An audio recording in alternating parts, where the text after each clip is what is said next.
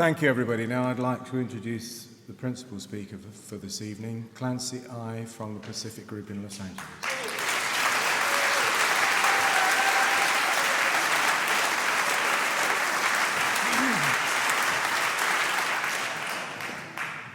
My name is Clancy Imislund, and I'm an alcoholic. I'm very glad to be here tonight. I'm glad to be safe and sane and sober, as I like to say, because I didn't used to be. But I may not be again sometime. It happens to people, but I'm feeling good tonight. I'm glad to be back in Bristol. Glad to, I want to tell you something. You're so cute about the Queen. I don't think she made it. Have you seen her recently? Yeah.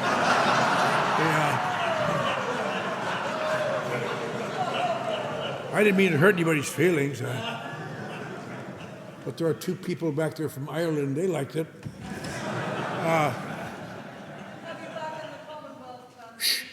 What? You come back into the Commonwealth. I'll tell you, Sally, this is the signal for group participation. I'm the only one here who can talk to her that way, so I do. But anyway, I'm glad to be here. I've enjoyed our speakers tonight, Alan and Gail. Alan went a little overtime, but I didn't notice. I would have stopped him, except I realized he was talking about me, so I said, go ahead. But I've been sober, 2 weeks from tonight, I'm going to turn 50. I wish I were 50 now, and I could have waited one more year to stand up and been a little more impressive. But I'm glad to be here tonight. I'm glad to be a part of this. There's one thing good about being old, not very many things, but one good thing about being old is that you have a chance to do certain things that other people can't do. Like I sat and chatted with Bill Wilson in his office. Not many people have done that, and you can't do it anymore because he's been dead since 1971. But I was working in New York in 1963, and I thought I'll go to the World Service Office. It was on 45th Street then, I think, and see Bill Wilson. I went up there and I said, I'll see Bill Wilson. I'm a member of AA. She said, well, he has appointments all day long. You have to make an appointment to see Bill. I said, okay.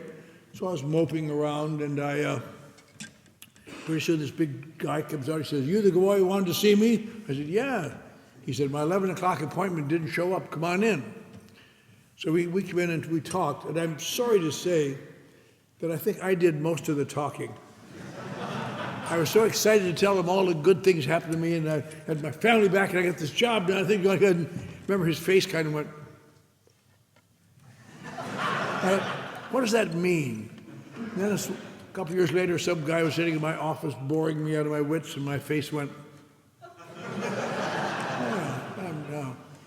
But it was a great thrill for me, and I heard him give his last talk in Miami Beach. I heard him talk. I heard him introduce his sponsor in Long Beach in 1960. So I would introduce my sponsor, Ebby. That was the first and last time Ebby ever spoke at an international convention. The only time he's sober long enough to do that. It's really had a chance to, I was telling one of our friends that in 1960, I had a chance to kiss Sister Ignatia on the cheek. I was so thrilled to meet her, and I said, oh, is it all right to kiss a nun? She says, as long as you don't get in the habit. I think that happened. Let's see now.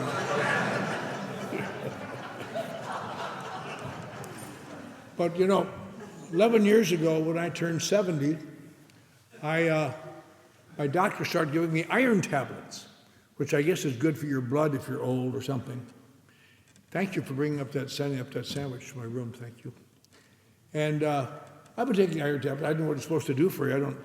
But then recently, I've been doing some reading, and normally I have no inclination. But I saw these ads, I thought, what if? So I tried my first Viagra. And I didn't realize if you're taking iron tablets, you're not supposed to take Viagra. And now every 6 hours, I face north. Yeah. But okay, that's enough of the fun.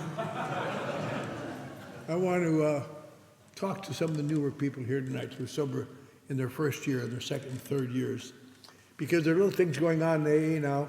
Tomorrow night I'm going to tell my story till you just doze off, but I'm going to talk about something else. The last few years, I heard it first in the International Convention of 2005 in Toronto. I heard some talk about it, and I heard about it before that. And they said AA is 70 years old now. It's time to update it. It's time to change some of these old-fashioned things that are keeping people out. And they have very good arguments. For example, why are we so insistent upon people being alcoholics to be a member of AA?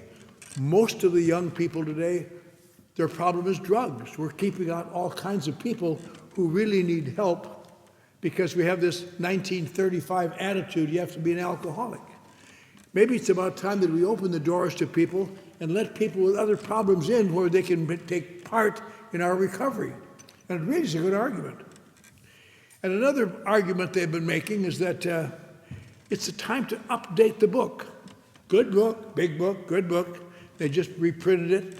But it's written in kind of a 1930s style, kind of old-fashioned, and it doesn't really get to young people now who are vibrant. And not to change it a lot, but it's just to update it, maybe streamline it a little bit, give it a little zip and panache. And another thing, isn't it true that we've outgrown the need for anonymity? Anonymity maybe was once valuable once time when people were skulking around but anybody admits they're alcoholic now.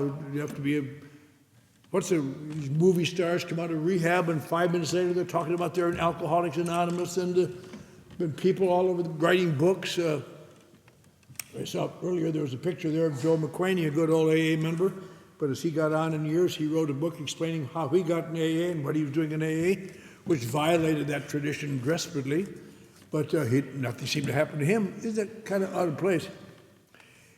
And these are good arguments, and they sound reasonable. And I want to discuss them a little bit tonight for you newer people, maybe some of you older people if you choose, to explain what it's about.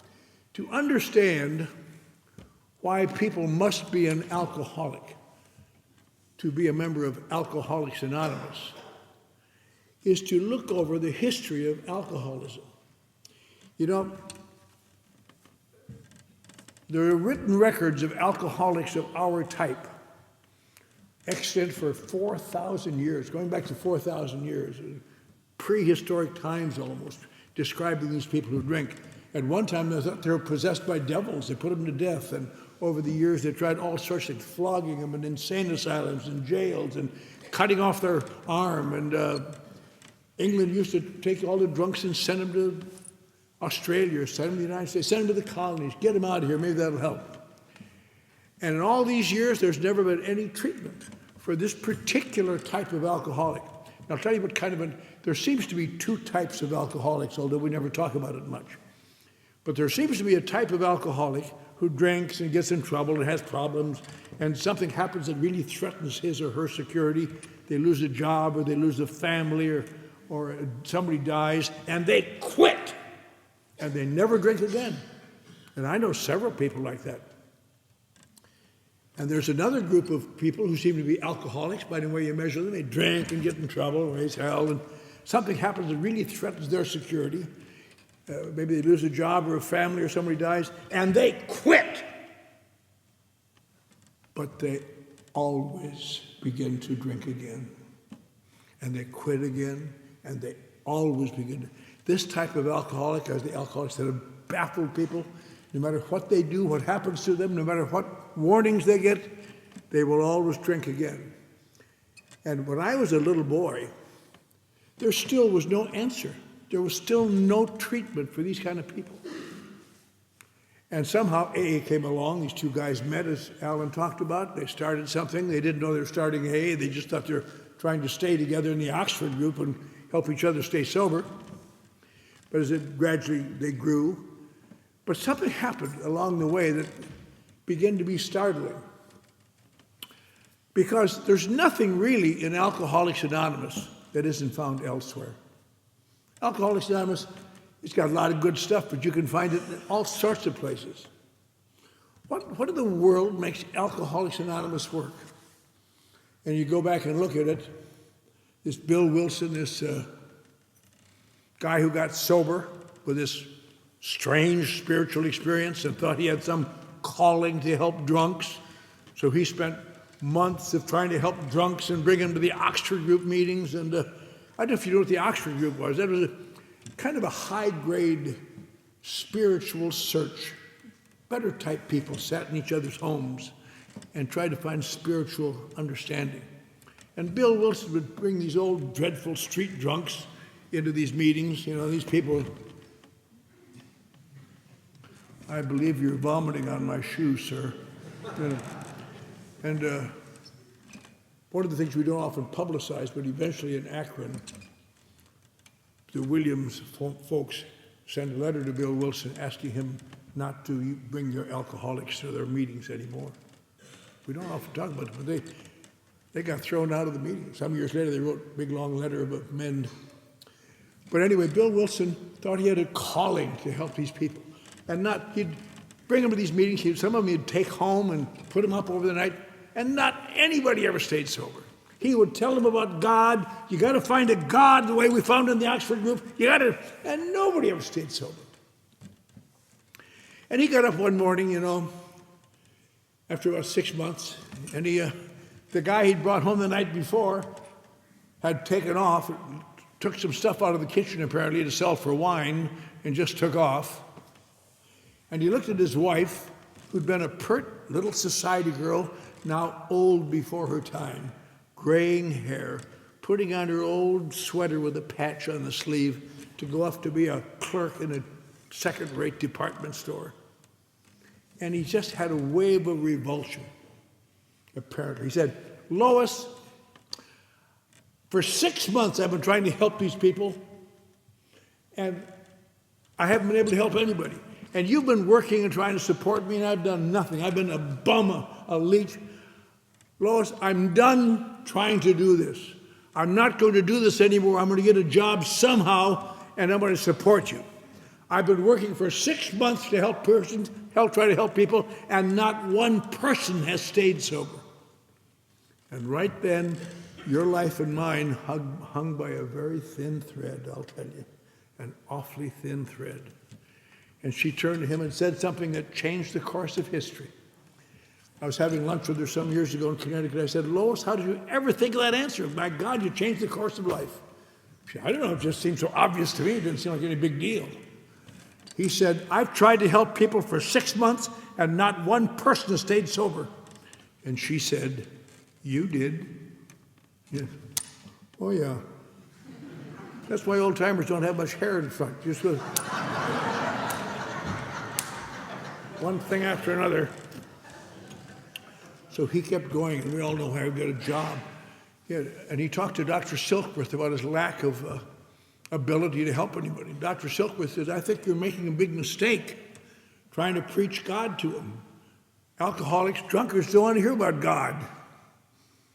What you have to offer them is that you know how they feel.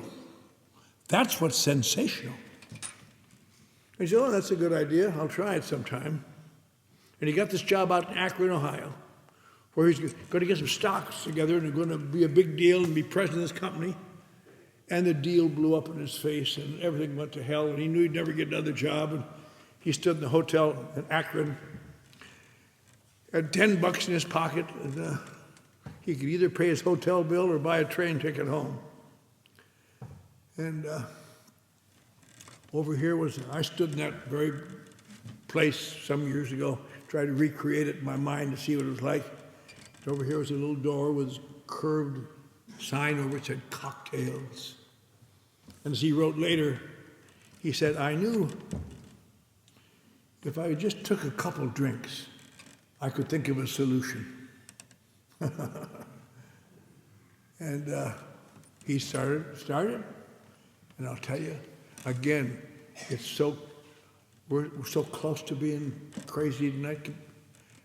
But out of the corner of his eye, I saw these telephones. We all know the story. Went over and he had promised he'd try to find somebody in the Oxford group.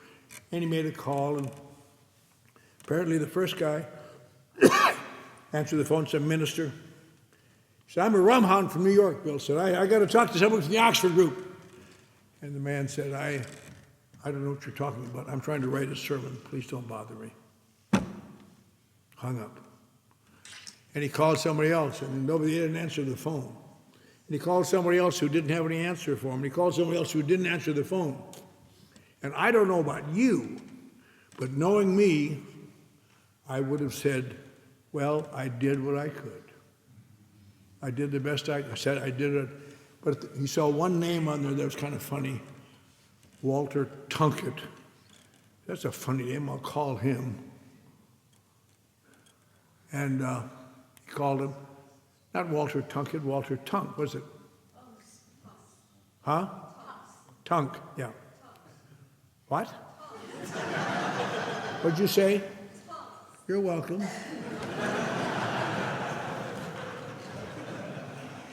I ought to take care of them for a while. Did you see me do this?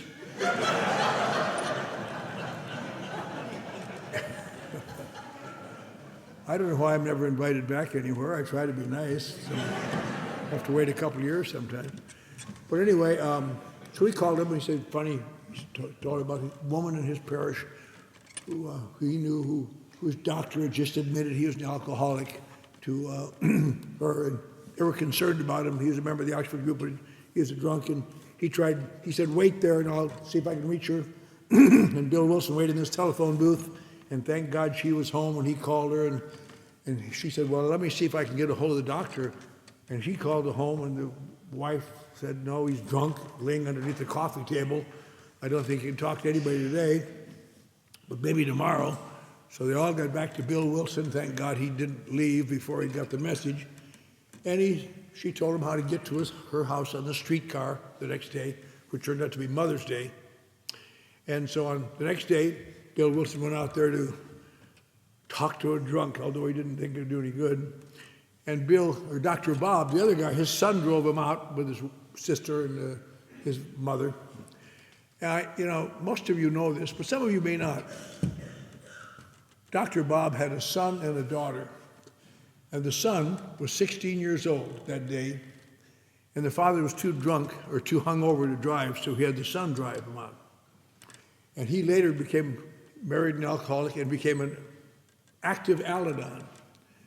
In fact, they introduced him at the International Convention in New Orleans. They said, we have Dr. Bob's son here. Nobody cheered, nobody ever knew he had a son. But he used to talk a lot about that. He and I got to be quite friendly. He talked about driving out there and his father saying to his mother, Ann, I'll talk to this guy because I screwed up on Mother's Day. But I'm going to give him 10 minutes. I'm sick of lectures about my drinking. I'm sick of people, good, well-meaning people trying to talk to me and give me hell all the time. I'll give them 10 minutes. And they got out there, they chatted a little bit, had a bite to eat. Then they went to this room where Dr. Bob was going to spend 10 minutes with this highbinder from New York, and came out 4 hours later. And he looked different. He said, Ann, I've never talked to anybody who seemed to know how I feel before. He said, that's remarkable. He said to Bill, he said, could you stay out here for a little while and we could talk about things, maybe a few weeks? And Bill had no way to leave town. Yes, I can.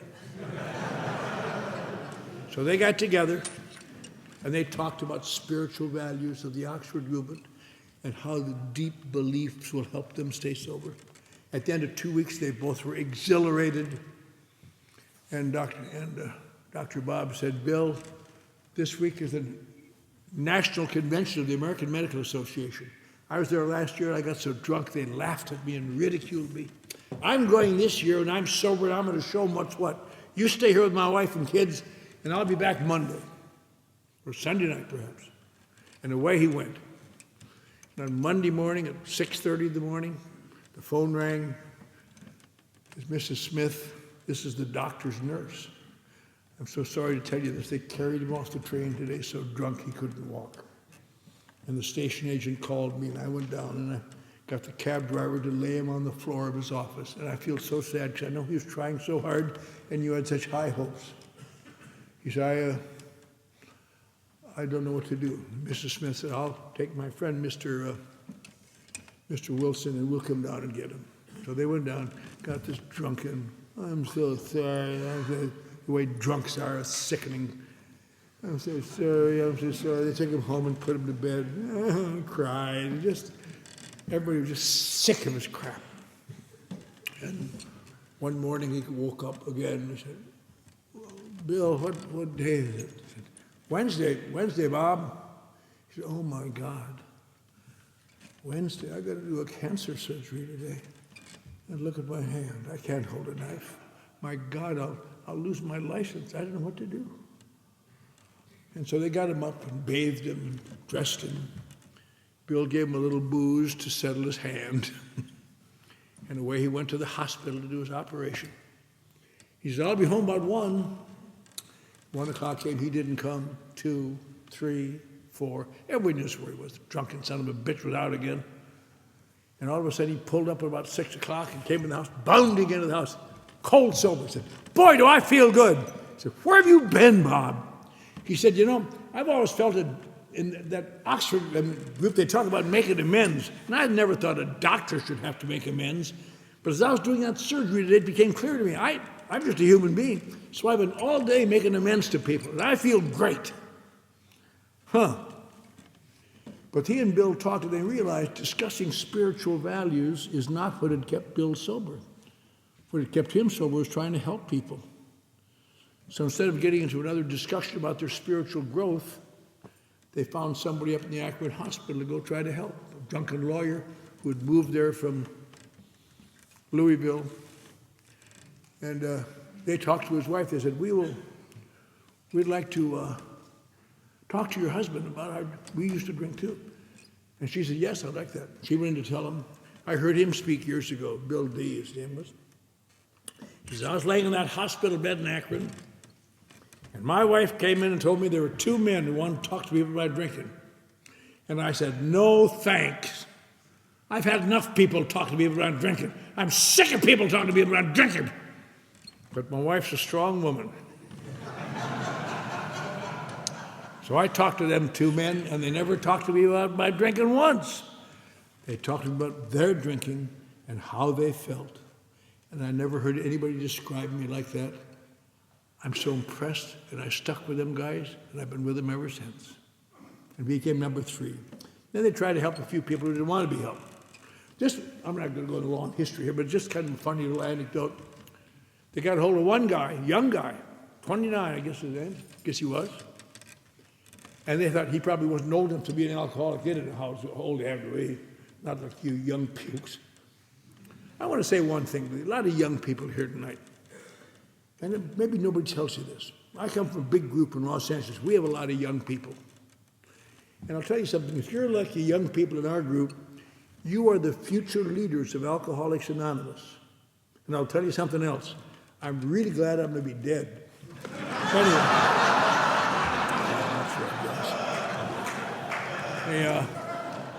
Nothing personal, I mean, But they worked with him anyway, and he came around a while, and he fell in love with Dr. Bob's daughter. Doesn't that sound wonderful? And brought, although there was no AA yet, it was still the Oxford group, it was the incipient AA, and he brought us our first relationship. I don't know of a word that just sends a shiver down a sponsor's spine. And I want to talk to you about my new relationship. Oh, Jesus. Just put him on the aha machine and walk away.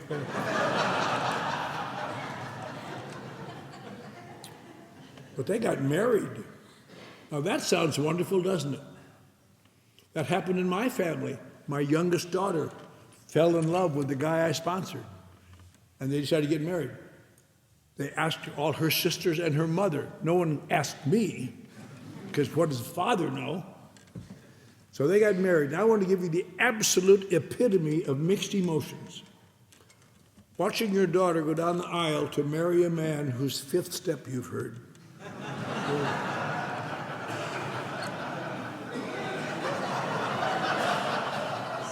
You can't really say anything, but you can give hints. Let me know if he brings a sheep home.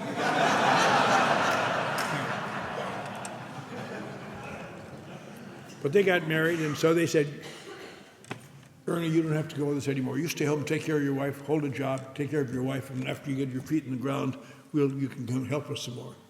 So he didn't last very long. He got drunk and died and turned her against AA for the next 50 years. But little by little it grew. And it grew of one reason. Somehow or other, through some kind of, and the early ones always talked about it. Gee, when they talked to me, they never talked to me about me at all. They talked to me about them. And I began to understand. And the miracle that made Alcoholics Anonymous work was this. All of us come here with one thing, I'm sure. We all walk in here knowing my case is different. And if you're lucky, you can overcome that. But that keeps away a lot of, none of us have ever been short of advice. Everybody has advice for people like us. Strangers give us advice.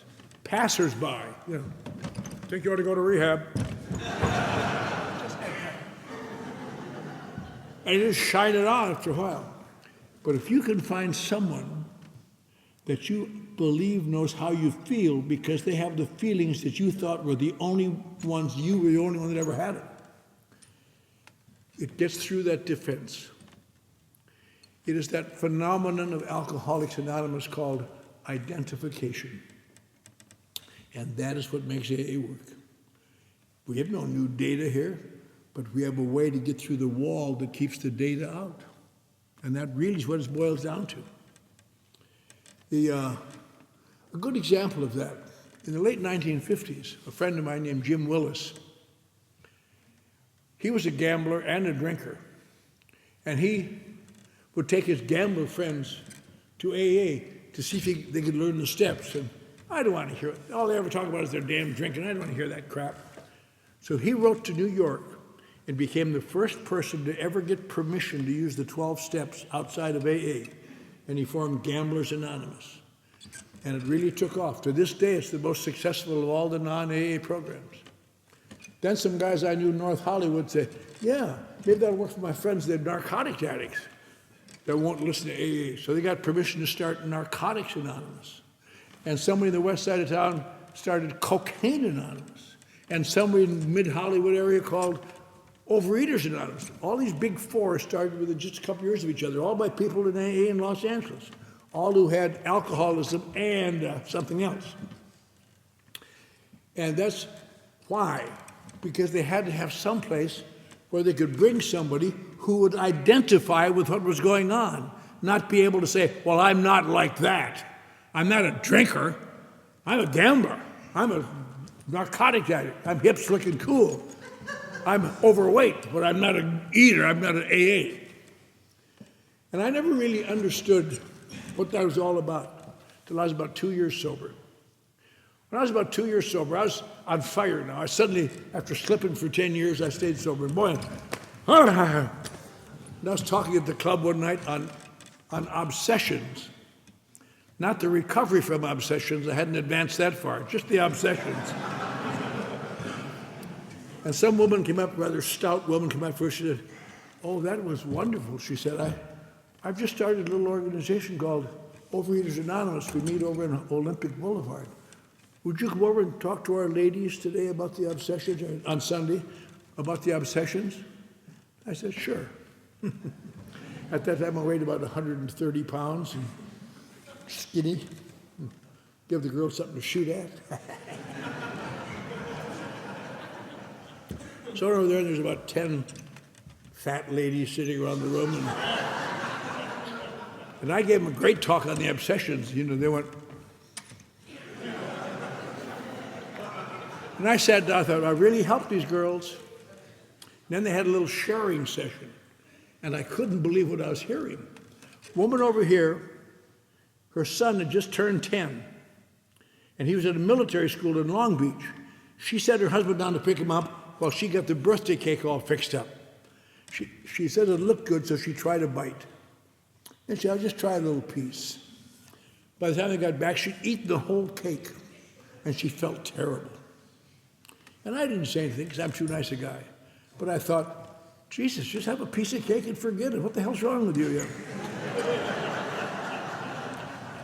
Woman over here talked about eating ice cream. She just loved ice cream. Her husband was so angry, she had to sneak out and get ice cream. As soon as everybody wanted, she just loved ice cream. And I didn't say anything. I'm too nice a guy. But I wanted to say, no wonder you're fat, for Christ's sake. My favorite was the girl over here who talked about eating till she couldn't eat anymore. Then she put her finger down her throat and puked it up and ate some more. And I didn't say anything. But I thought to myself, don't bother shaking hands after the meeting.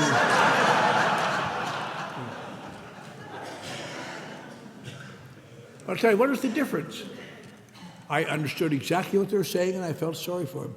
But I didn't identify. It was just stupidity to me. And that's what we got to remember when we're trying to describe to our family, oh, I'm an alcoholic. I can't stop it. Sure you can. You mean you can't have a glass of wine at Christmas? That's silly. They're not being offensive. They don't know. Without identification, it's just information, and information never got anybody better ever like us. But little by little, this process in Alcoholics Anonymous, because that is really what it boils down to. You know, when I was sitting talking to Bill Wilson, two things came out of that discussion, among that I remember. I had just been in a book reading at our book study meeting, and I'd read Into Action. And he wrote a whole chapter of what to tell newcomers, how to treat them, how to talk to them. And I read it, I thought something. I said, you know, Bill, I don't know how you do it in New York or how you did it, but God, out where I live, we take them to meetings and meetings and meetings. You never once mentioned taking them to a meeting. Why not? He said, when I wrote that, there weren't any meetings. Just the Oxford group, and we couldn't take them there. They wouldn't learn about sobriety in the Oxford group. They'd learn about God. And so we had to talk how you talk to them one-to-one and how you made them feel better. How you, identification. Always boils down to identification. Always boils down to getting through that wall. And to this day, that's what Alcoholics Anonymous is based on. When you hear a speaker or know someone who makes you feel, my God, they know how I feel, what a breakthrough that is, because you won't get it very often, I'll tell you, in your life. And that's why it is so important. Because unless you're an alcoholic, you can't communicate what it's like to be an alcoholic. And that's why you have to be an alcoholic to be an Alcoholics Anonymous. You can be an alcoholic and a narcotic addict. You can be an alcoholic and a gambler and a cocaine freak.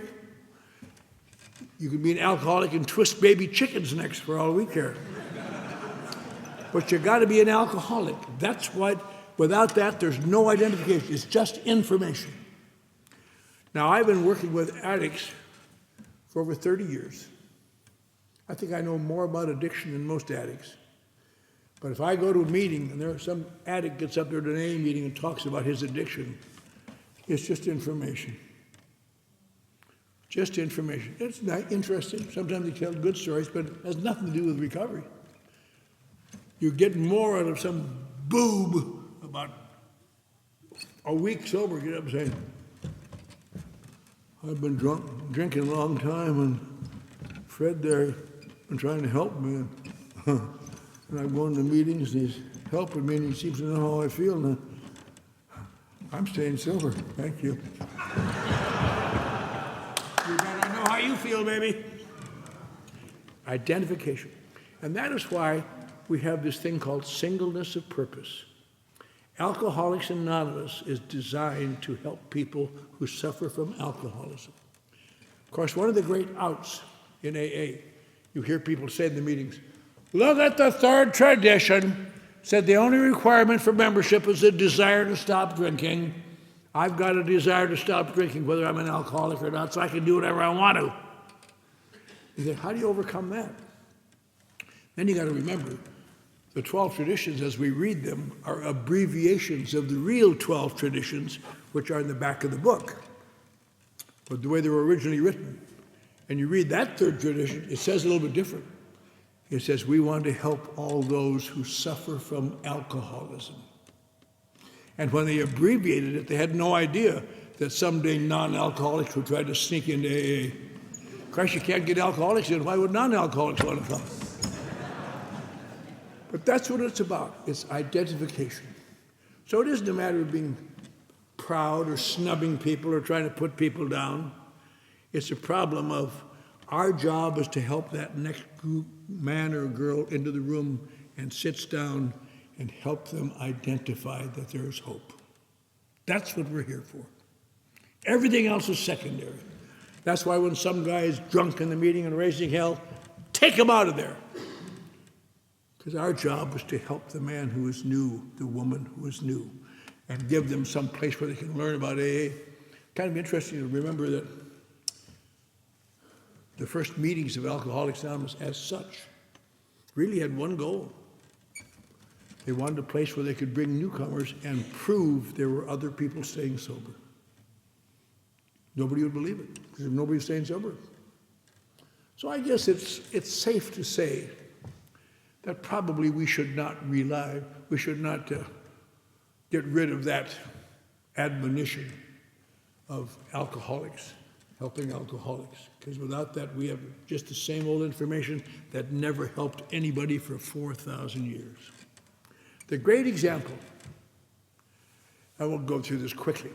In 1946, guys, drunks got together in Baltimore. One of them just out of jail. He told, whining to his friend, oh, that chaplain down there says he knows how I feel. He doesn't know how I feel. You guys know how I feel.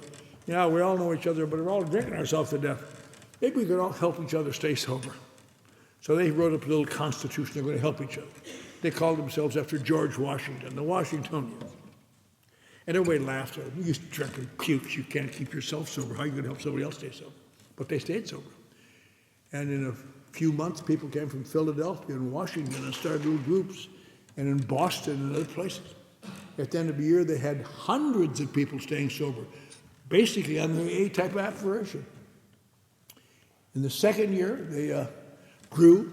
They got a couple guys who, at that time, the public entertainment consisted primarily of lecturers who would go around. There was no movies or TV or anything. Just go around. They got a couple of these lecturers in the movement, and they got them talking it up. And boy, they got members. And by 1845, it was just 100 years before AA came, I think, they estimated 100,000 sober drunkards. Never in the history of the world has there been anything like this. AA, after 5 years, with all its phones and communications and everything, didn't even have 1,000. So this was really a miracle. And the leaders of the Washingtonians in 1845 realized, God, this is so wonderful, but maybe we're hiding our light under a bushel. Maybe we should help people with other problems. Maybe we should help narcotics addicts, not heroin and cocaine like today, but the narcotics they had at that time, opium and, can't remember the other name, but anyway, they had narcotics. Maybe we should help people who have emotional problems. Maybe we should stamp out the sale of alcohol, get people to do this. Maybe we should help the anti-slavery movement. Maybe we should use our good works to help people. And they all got involved in just doing good works. And by 1848, the Washingtonians were extinct, with very few exceptions. They all died drunk.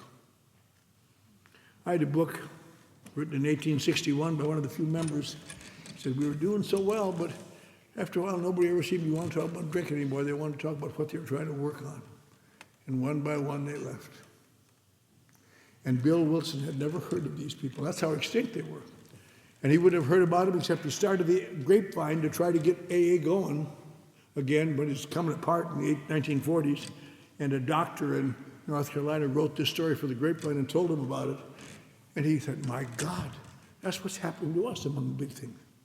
And he went down to the library and got some books on the Washingtonians. and read them and read the letters he was getting from all over, people having problems, and all the things that were going on. And as a result of that, as a last gasp effort to save AA, he wrote the traditions based on the Washingtonian experience plus some of the things in AA. And most of you know this. He introduced them one by one in the grapevine in the long form. And AA had a problem then that they have today. It's full of alcoholics. Nasty bunch. And they, we don't want any laws! We're here to find love, goddammit! Yeah. And he would ride around in his motorcycle with his wife and go to meetings, try to explain, these aren't laws, we're trying to save AA, it's coming apart. And he got a lot of flack. I read in the archives in New York a letter from one of the groups saying, Bill, we want you to come to speak at our anniversary in 1948. We'd love to have you, but only if you promise not to talk about the traditions. We don't want the traditions. Don't come. Yeah, and that is exactly why in 1950, Bill and Dr. Bob, it's a funny thing, there were really two schools of AA, Akron and New York, and they didn't get along very well. But Bill and Dr. Bob always got along well, and so they told him, find a place where we can get people from all over the country to come and explain these traditions before it's too late. So the people in Akron said, well, we'll go to a meeting, we won't go to New York. And the people in New York, not to be outdone in graciousness, said, we'll go to a meeting, we won't go to Akron. So Bill and Dr. Bob got together and they settled on Cleveland.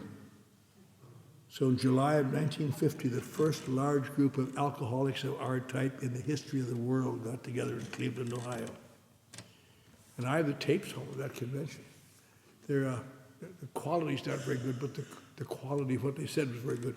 And most of the speakers were non-alcoholics, because I still think they want people to realize they were not a bunch of freaks. They were really socially acceptable. But one of the things that happened at that convention, Dr. Bob and Bill each spoke.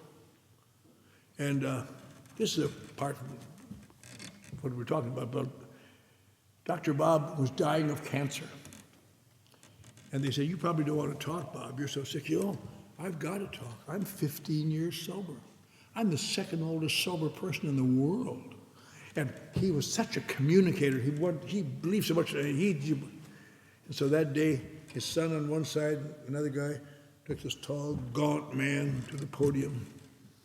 And he gave a little talk, and he started off just the usual stuff. He said, I want to welcome you all to Cleveland, and I hope you'll go back and tell the boys and girls in your group that we're all in the same work, trying to do the same thing. He says, as I look over this assemblage, I'm happy that some small thing I did 15 years ago helped bring this about. He says, I want to apologize for my health. I've been in bed most of the past few months. Just boilerplate. But then, he said, because he knew he was dying and he wanted to give a deathbed talk. He said, I want to call your attention to two or three things that I think are important. And the next 2 or 3 minutes, he gave a talk that many people feel is the Gettysburg Address of Alcoholics Anonymous. It is so succinct and so valuable even today. He said, first, let us remember to keep our program simple. Let's not louse it all up with Freudian complexes, which may be of interest to the scientific mind, but has nothing to do with our work here. Our work here consists of love and service. And we all know what love is, and we all know what service is. And secondly, he said, let us guard that erring member, the tongue. And everybody in this room and every room looks at knows exactly what he's talking about. We're all so wonderful when things are going our way. Program works, love is the answer. Let somebody hurt our feelings. You might give me ultimate insult. I don't even think you're alcoholic. Spend your whole life trying to prove you're not an alcoholic, then get punished and say you're not. But that's so true. We have to be so careful. He said, use it with kindness and understanding your tongue. None of us can do it perfectly, but we can work toward it. And finally, he said, none of us would be here today if somebody hadn't taken the time to explain things to us, take us to a few meetings, give us a pat on the back when we needed it.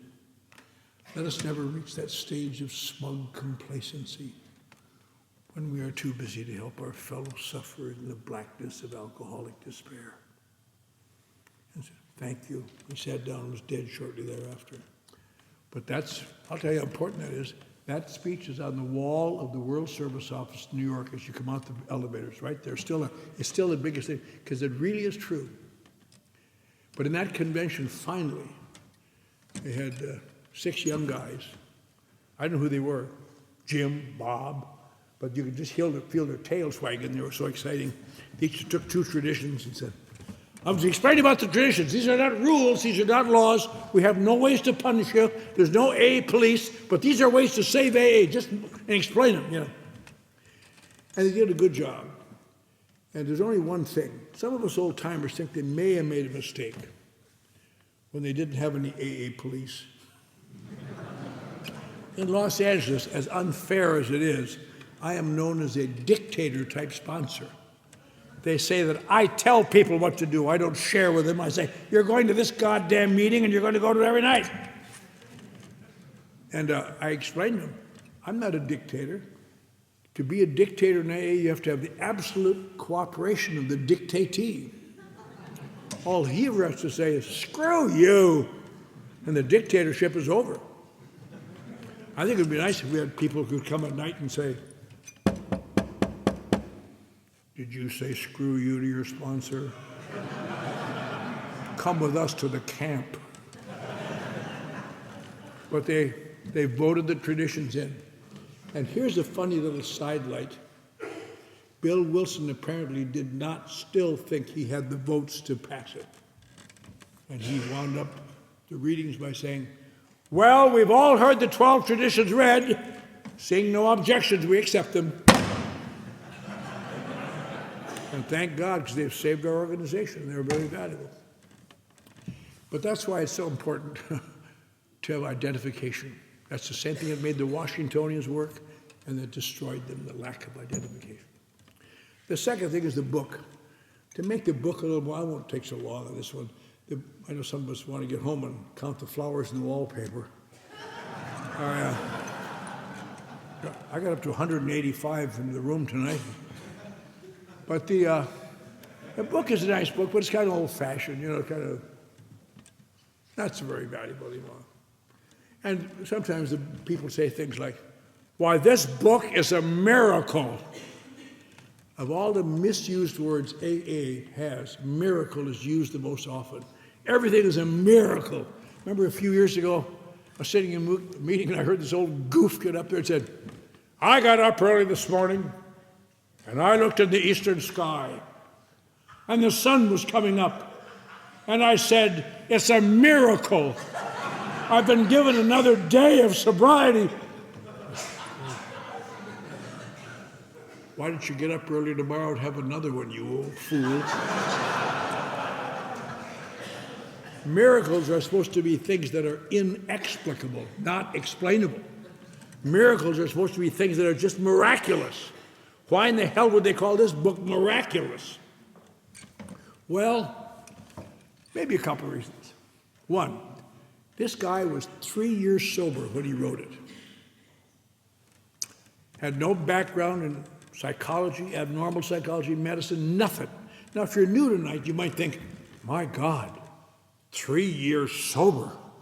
He should know enough to write a book by that time. But by the time you're 3 years sober, you'll discover you don't know enough to write a book.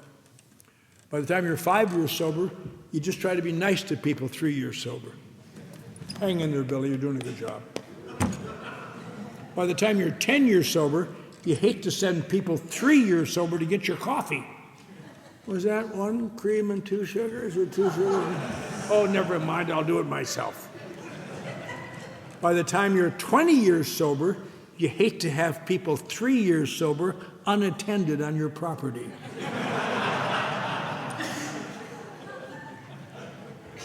And here's this goof, 3 years sober, surrounded by failure, Nearly all of the people they tried to help didn't make it.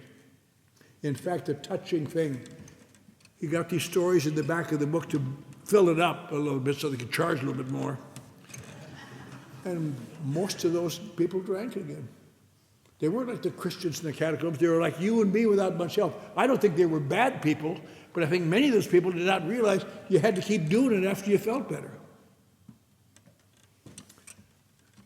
And it wasn't really a slip as such. But anyway, he wrote this book that nobody wanted to read. He couldn't sell it except to AA members. Made no money. He was writing for the worst of reasons. He wanted to make thousands of dollars and build a hospital where Dr. Bob could come and save alcoholics, and couldn't sell the damn books at all. And he wrote this book, not accepted well, without any experience, based only on what he saw and what his friends told him and going on in Akron.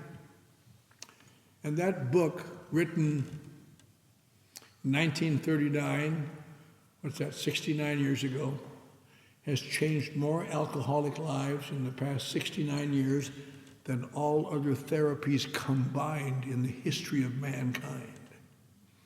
That's some kind of miracle. That is some kind of miracle.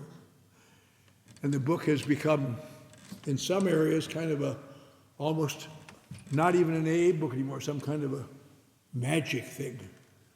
We have groups that get together and just study the book, study, and read it, and read it, and read it. Some of these people do that and get drunk. You say, why would that? How can they get drunk reading the book? Because the book won't keep you sober. That's why. The book is a cookbook. It's a cookbook of emotional recipes. Memorizing the big book is like memorizing a cookbook. Okay, I know all the recipes. Why am I starving? Because you haven't cooked the goddamn things. That's why you're starving.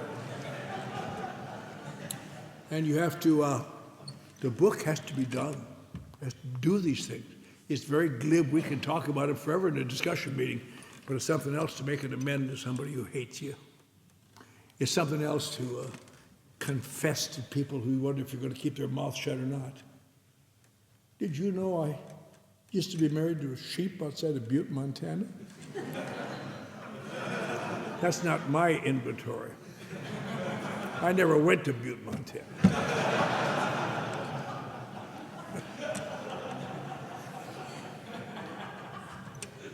But the steps are designed to do what? To make you a good, wonderful person? Not at all. They're designed to do the things that alcohol used to do. Make you live in the world with some security. That book is a miracle. The man who wrote it is a miracle. He didn't know it was a miracle.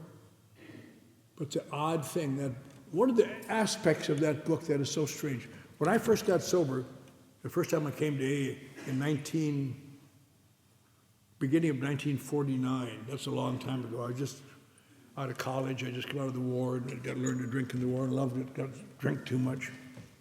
And my new sponsor gave me this book. He said, read this book. I said, okay. And I was on my life to become a writer. And I read that book, and I thought to myself, this is really the dullest book I've ever read. It's a dull book. I said, I read it, thanks.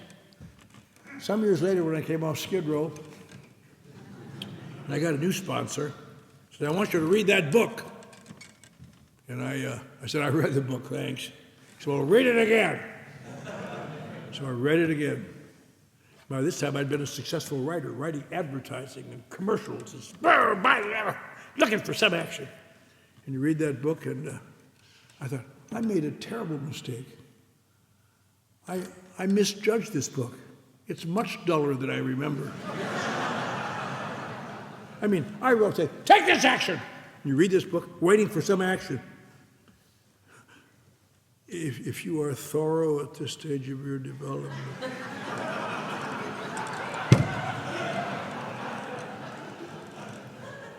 so sometimes you have to just dump that book and stick with your sponsor, which is what I did.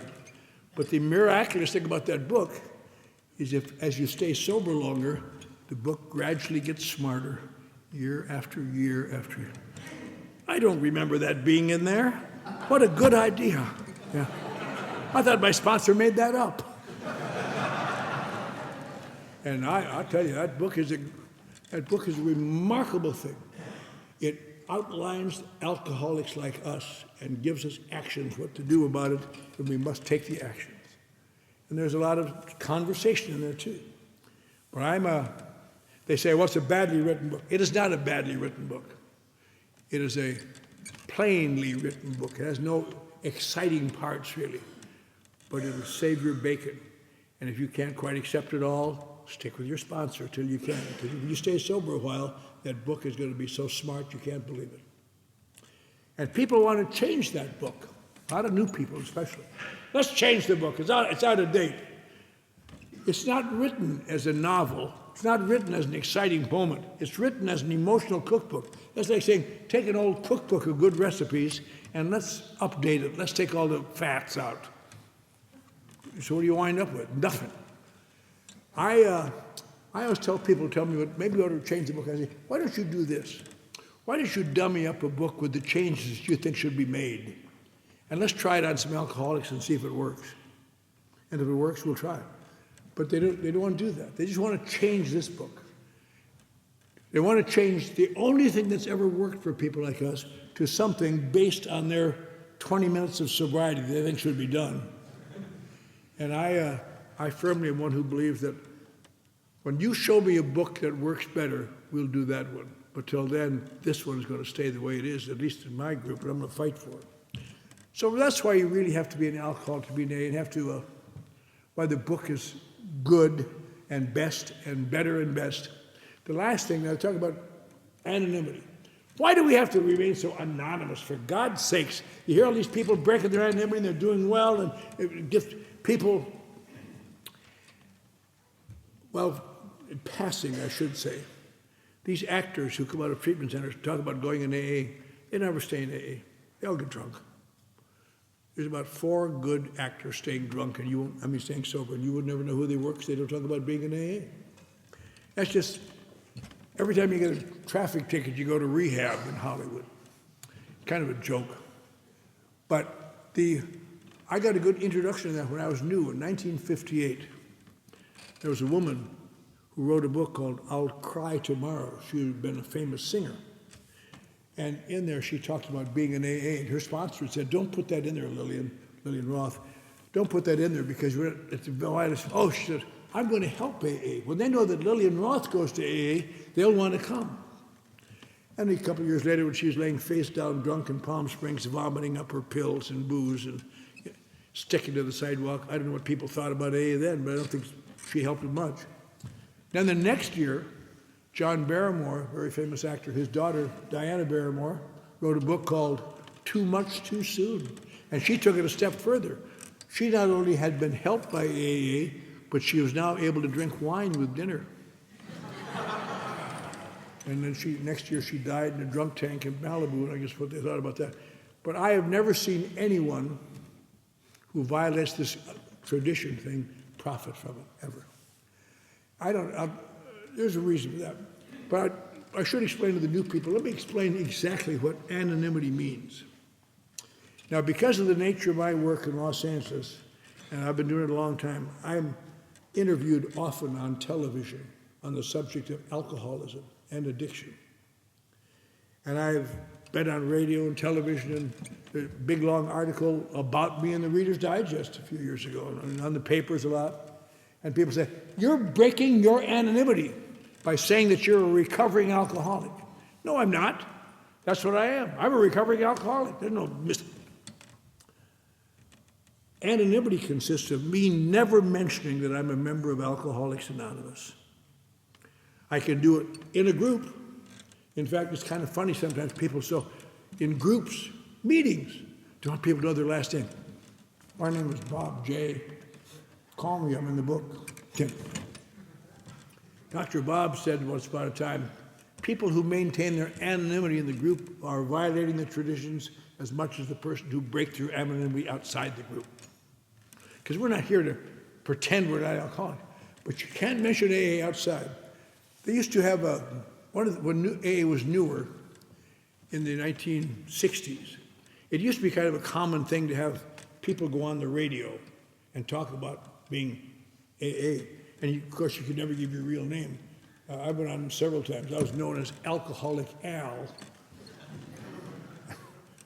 Goofy kind of, the announcer would say, I just told him parts of my story. He said, you mean to say, Al, that you parked your car in the garage and committed suicide and actually died and had to be brought back to life? I said, yes, I just told him that. Didn't surprise me. And he had big tears in his eyes. He said, Al, I've been in this business a long time. I've never met anybody that really tried to kill himself before. And I guess I'd been in AA too long by that time. I said, geez, I never met anybody who didn't. What kind of life is it without an occasional suicide? But on television, you can't show your face as an AA member. You can't give your last name. You can't do it anywhere. It's going to be publicly seen. At one time, it may have been designed to help alcoholics, but it isn't anymore. That's not the purpose of it. It has evolved into something entirely different, a spiritual concept of anonymity. In fact, Bill Wilson's last letter he wrote before he died dealt with the maintenance of anonymity, of subordinating ourselves to the overall tent of Alcoholics Anonymous, subordinating our egos, our fighting for places, to be unlike the Washingtonians, where another reason they fell apart because everybody fought for who would get the most attention. But to not, I guess, I don't think, you really think about it. What, you think God is sitting up in heaven saying, hey, that guy broke his anonymity, I'm going to get him drunk? Nah, I don't think so. Why would breaking your anonymity be bad for you? Because when you're under the tent, you subordinate yourself. And when you rise above the tent and say, I'm now going to help Alcoholics Anonymous, I am so wonderful that they need me. All of a sudden, you're all by yourself out in the woods somewhere. And when bad times come, you got no place to turn. I really think that's it. I think the spiritual concept of subordinating my ego to what I know to be right in Alcoholics Anonymous, as Bill said, was the most important aspect of our spiritual growth. And I've never broken by anybody, and if I ever do, I hope you come and find me and kick my butt till it bleeds, because I'd never want to do that. Alcoholics Anonymous is too much. So, to wind up, just to kind of refresh us, that's why we have to be alcoholics to be in AA. And I say you can be an alcoholic and an addict. If you have people get up in your group and say, I'm an alcoholic and an addict, you might suggest to them they not do that. Because as soon as they do that, they're saying, look, I'm different. And we got to overcome those differences. In AA, we don't give a care what the hell you are, as long as you're an alcoholic. In GA, they don't care if you're out GA and a gambler and a narcotics addict. Just say you're a gambler. In Narcotics Anonymous, they just want you to say you're an addict. In Alcoholics Anonymous, we just don't care what else you are when you stand up and say, my name is John, and I'm an alcoholic. And right there, you're a part of the group. But if you're not an alcoholic, you shouldn't be doing it. You shouldn't be in AA. You shouldn't be taking up the space unless it's an open meeting and you want to hear how the real alcoholics are doing it. And that is why the book, with all its apparent shortcomings, is something we have to cherish and protect. And that is why our anonymity is such a vital aspect. You know, in the long form of the traditions, I don't know if you ever read them or heard of it. In our group, we read them once a month in Los Angeles because they flesh them out. They make them explain what they do. But the last phrase is so good because it tells you why you do all these dumb things. It says, this to the end, that our great blessings may never spoil us, that we shall forever live in thankful contemplation of him who presides over us all. Thank you.